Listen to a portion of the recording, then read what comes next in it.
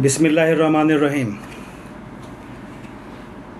आज भी हम अपने इस वीलॉग में पाकिस्तान और सऊदी अरब के दरमियान होने वाले दिफाई मुआहदे पर बात करेंगे। हमारा आज का टॉपिक बुनियादी तौर पर एक इल्मी और कानूनी नौइयत का टॉपिक है। इस पर बहस की जा सकती है। हम इस बहस का आगाज़ इस हवाले से करेंगे कि पाकिस्तान और सऊदी अरब के दरमियान जो स्टेट टू स्टेट रिलेशनशिप है उसकी कैपेसिटी क्या है, उसका तनाजुर क्या है। मसलन हम बात ये करना चाहते हैं कि सऊदी अरब में बादशाहत है। सऊदी अरब का सरकारी नाम किंगडम ऑफ सऊदी अरेबिया है और पाकिस्तान का सरकारी नाम इस्लामिक रिपब्लिक ऑफ पाकिस्तान है। यानी पाकिस्तान में जमहूरियत है और सऊदी अरब में बादशाहत है। अब अगर हम देखें तो इस मुआहदे को जो स्ट्रेटेजिक म्यूचुअल डिफेंस एग्रीमेंट हुआ है, इसको दोनों मुल्कों के दो ज़िम्मेदारान लोगों ने साइन किया है। मसलन सऊदी अरब की तरफ से उनके क्राउन प्रिंस ने, उनके वली अहद ने साइन किया है इस एग्रीमेंट को, और पाकिस्तान की तरफ से वज़ीर आज़म पाकिस्तान ने साइन किया है। अब ये दो, एक तरफ बादशाह है, एक तरफ वज़ीर आज़म है। एक तरफ डेमोक्रेसी की बुनियाद पर इलेक्ट होने वाला प्राइम मिनिस्टर है, दूसरी तरफ नस्ल दर नस्ल चलने वाला बादशाह है। इन दोनों ने इस एग्रीमेंट को साइन किया है। हमारा कहने का मकसद ये है कि अगर पाकिस्तान में जमहूरियत है तो फिर इस एग्रीमेंट की बुनियाद पार्लियामेंट से शुरू होकर पॉलिटिकल पार्टीज़ तक जानी चाहिए थी, और पॉलिटिकल हमारी जो पार्टीज़ हैं उनकी लीडरशिप तक तो ये बात ज़रूर पहुंचनी चाहिए थी कि पाकिस्तान ने किस बुनियाद पर इस एग्रीमेंट को साइन किया है। मसलन अगर फ़र्ज़ करें ये एक यकीनन ये दिफाई एग्रीमेंट है और ये यकीनन एक सीक्रेट डॉक्यूमेंट है, लेकिन सीक्रेट डॉक्यूमेंट ने एग्ज़िस्ट करना है। लेकिन जमहूरियत में लाजमी नहीं है कि यही प्राइम मिनिस्टर जो इस वक्त हमारे मुल्क में प्राइम मिनिस्टर हैं, ये 4 या 5 साल के बाद यही प्राइम मिनिस्टर भी होंगे, कोई और प्राइम मिनिस्टर भी आ सकता है। लेकिन दूसरी तरफ जो सऊदी अरब के बादशाह हैं, जब तक उनकी ज़िंदगी है उन्होंने बादशाह रहना है। उनकी तरफ से साइन किया गया डॉक्यूमेंट दुरुस्त है क्योंकि वहाँ पर बादशाहत है। लेकिन हमारी तरफ से, पाकिस्तान की तरफ से जो साइन किया गया डॉक्यूमेंट है, यही दिफाई एग्रीमेंट जो हमारे वज़ीर आज़म ने साइन किया है, इनकी ये ज़िम्मेदारी होनी चाहिए थी कि ये पॉलिटिकल लीडरशिप को इस चीज़ में इन्वॉल्व करते और उनको बताते इसके खदोखाल जो हैं, इसकी जो स्ट्रक्चर है इस एग्रीमेंट का, डिफेंस एग्रीमेंट का, इसके स्ट्रक्चर के बारे में दीगर पॉलिटिकल पार्टीज़ के इल्म में ये बात होनी चाहिए थी। कम अज़ कम उनकी लीडरशिप के इल्म में ये बात ज़रूर होनी चाहिए थी। लेकिन हमने देखा कि पॉलिटिकल लीडरशिप जो है हमारी, उसमें पीपल्स पार्टी की हद तक जो इस वक्त उनके चेयरमैन अशरफ अली ज़रदारी साहब हैं या बिलावल भुट्टो साहब हैं, वो इस एग्रीमेंट के साइन होने के दरमियानी वक़्त में चीन में मौजूद थे। हम ये फ़र्ज़ कर लेते हैं कि अगर चाइना की कंसल्टेशन के बाद इस डॉक्यूमेंट को साइन किया गया है तो इसका मतलब ये भी हो सकता है कि पीपल्स पार्टी की लीडरशिप को इस एग्रीमेंट के खदोखाल, इसके स्ट्रक्चर, इसकी हैयत के बारे में इल्म है। लेकिन हमारी पार्लियामेंट जो है वो सिर्फ़ एक या 2 पॉलिटिकल पार्टीज़ पर मुश्तमिल नहीं है।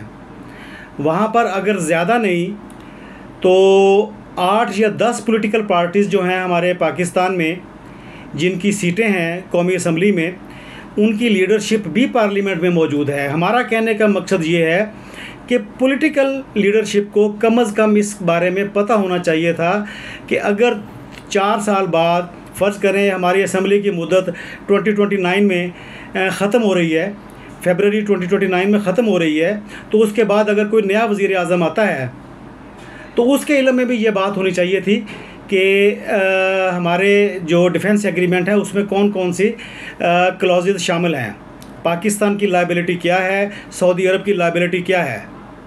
क्यों ये म्यूचुअल एग्रीमेंट है, इसमें दोनों तरफ कोई ना कोई लायबिलिटी दी गई होगी। अभी तक ये डॉक्यूमेंट पब्लिक नहीं हुआ और ना ही इसे होना चाहिए, लेकिन क्योंकि एग्रीमेंट को हम समझते हैं, एग्रीमेंट में दोनों फ्रीकैन के ज़ुम्मे कोई ना कोई लायबिलिटी होती है। अब इस लायबिलिटी में पाकिस्तान के ज़ुम्मा क्या चीज़ है, पाकिस्तान की लायबिलिटी क्या है और सऊदी अरब की लायबिलिटी क्या है, ये कम से कम हमारी पॉलिटिकल लीडरशिप के इल्म में होना चाहिए था। अच्छा, अगर हम बात करें सऊदी अरब के हवाले से, तो सऊदी अरब में क्योंकि बादशाहत है तो वहाँ पर तो ये वाला मसला सामने नहीं आएगा, लेकिन क्योंकि पाकिस्तान में जमहूरियत है और जमहूरियत की बुनियाद पर हम ये बात कर रहे हैं, जो आपके सामने रख रहे हैं, सऊदी अरब का बादशाह तो जब तक उसकी उम्र है वो चलेगा, ये मुआहदा चलेगा। अच्छा, अगर हम इसको एक और नज़र से देखें तो हम ये कह सकते हैं कि बुनियादी तौर पर यह मुआहदा दो बादशाहों के दरमियान मुआहदा है। एक सऊदी बादशाह है, दूसरे पाकिस्तानी बादशाह हैं। पाकिस्तानी बादशाह के बारे में भी आप लोग जानते हैं और सऊदी बादशाह तो सबके इल्म में है कौन है। अच्छा, इसका मतलब फिर ये होगा कि इस मुआहदे के ज़रिए दोनों बादशाहों ने एक दूसरे को तहफ़्फ़ुज़ देने का वादा कर लिया है।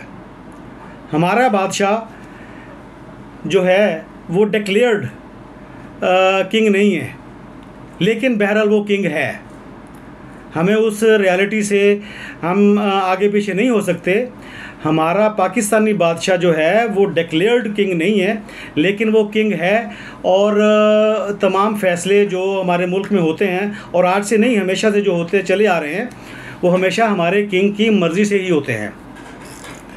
अगर हम ये बात कहें कि इस मुआहदे के असरात जो हैं वो किस हद तक दुनिया के सामने आएंगे, इससे दुनिया में क्या चीज़ महसूस की जाएगी, कौन सी ऐसी नई चीज़ इस मुआहदे में हो गई है, तो ये बात बिल्कुल दुरुस्त है कि इस मुआहदे के ज़रिए एक बहुत बड़ा पॉलिटिकल शिफ्ट, एक बहुत बड़ा जियोग्राफिकल शिफ्ट, एक बहुत बड़ा डेमोग्राफिकल शिफ्ट इस मुआहदे के ज़रिए हो गया है। और इस मुआहदे के असरात सारी दुनिया में महसूस किए जाएंगे। ये तकरीबन तमाम लोग इस बात से एग्री करते हैं, तमाम जो बड़े बड़े दानिश्वर हैं वो तमाम लोग इस बात से एग्री कर रहे हैं। और हम क्योंकि कानून के और सियासियात के बहुत छोटे से तालिब इल्म हैं, अदना से तालिब इल्म हैं, हमारे ज़हन के मुताबिक भी ये चीज़ इफ़ेक्ट करेगी जो पाकिस्तान और सऊदी अरब के दरमियान ये वाला एग्रीमेंट हुआ है। इसीलिए हम एक सीरीज़ के तौर पर इस डिफेंस एग्रीमेंट को मुख्तलिफ़ एंगल से आप दोस्तों के साथ शेयर कर रहे हैं। अगर हम देखें कि दोबारा हम बादशाहत की तरफ आते हैं, हम अपने बादशाह की तरफ आते हैं। हमारा बादशाह, पाकिस्तानी बादशाह जो है वो हमेशा उसका पाकिस्तानी पॉलिटिक्स में इनपुट रहा है। सऊदी अरब में सियासत नहीं है, पाकिस्तान में सियासत है। वहाँ पर सऊदी अरब में डिक्लेयर्ड बादशाहत है, पाकिस्तान में डिक्लेयर्ड बादशाहत नहीं है। आपने देखा कि कुछ अर्सा पहले जब हमारा बादशाह कमज़ोर हो गया था, हमारी पॉलिटिकल पार्टीज़ ने उसे कमज़ोर करने की या उसे लिमिट करने की कोशिश की थी। तो उसके बाद इमरान ख़ान साहब के ज़रिए हमारे बादशाह ने दोबारा वही ताकत, बल्कि उससे ज़्यादा ताकत हासिल कर ली है। इस वक्त हम बादशाह को, हम हाइब्रिड रजीम में जा रहे हैं। हाइब्रिड रजीम अगर हम एक्सेप्ट कर रहे हैं, इसका मतलब ये है कि हमारा बादशाह जो डिक्लेयर्ड बादशाह नहीं है, वो बराबर का हिस्सेदार है हुकूमत में। हम तो ये बात बराबर की हिस्सेदारी की बात कर रहे हैं, लेकिन बुनियादी तौर पर तो तकरीबन सारी उसी की ज़िम्मेदारी है, बादशाह की ज़िम्मेदारी है। इस वक्त अगर इमरान खान साहब इस्तेमाल होने के बाद हमारे बादशाह को, कमज़ोर होते हुए बादशाह को मज़बूत करने के बाद, अगर हमारे बादशाह के ख़िलाफ़ नफ़रत फैलाकर कुछ हासिल करना चाहते हैं तो वो तकरीबन नामुमकिन है। हमें बादशाह को समझने के लिए, हमें जमहूरियत को, जैसे हम जमहूरियत को समझने के लिए हमें थोड़ा टाइम लगेगा, इसी तरीके से हम, क्योंकि डिक्लेयर्ड बादशाहत नहीं है, इसी तरीके से हमें बादशाहत को समझने के लिए भी टाइम लगेगा। हमारा बादशाह अपना काम कर चुका है, और ये सच्ची बात तो ये है कि हमारे मुल्क में वही होता है जो बादशाह चाहता है, और जो बादशाह चाहता है वही करता है। हम आज का व्लॉग सऊदी अरब पाकिस्तान के डिफेंस एग्रीमेंट में दोनों मुल्कों की बादशाहत के हवाले से यहाँ पर ख़त्म कर रहे हैं, और आपसे गुजारिश करेंगे कि अगर आपको हमारा व्लॉग पसंद आए तो आप हमारे चैनल को सब्सक्राइब करें और लाइक और शेयर भी करें। बुनियादी तौर पर हम पाकिस्तान में सिविल राइट्स के लिए काम कर रहे हैं, सिविल सुप्रीमेसी के लिए काम कर रहे हैं, पार्लियामेंट की सुप्रीमेसी के लिए काम कर रहे हैं। हम डेमोक्रेसी, इलेक्शन, वोट, पार्लियामेंट और सिविल राइट्स के लिए काम कर रहे हैं। हमारी आपसे गुजारिश है कि आप हमारे चैनल को सब्सक्राइब करें, और अगर हमारा व्लॉग पसंद आए तो इसे लाइक शेयर करें, हमारा साथ दें। Thank you very much.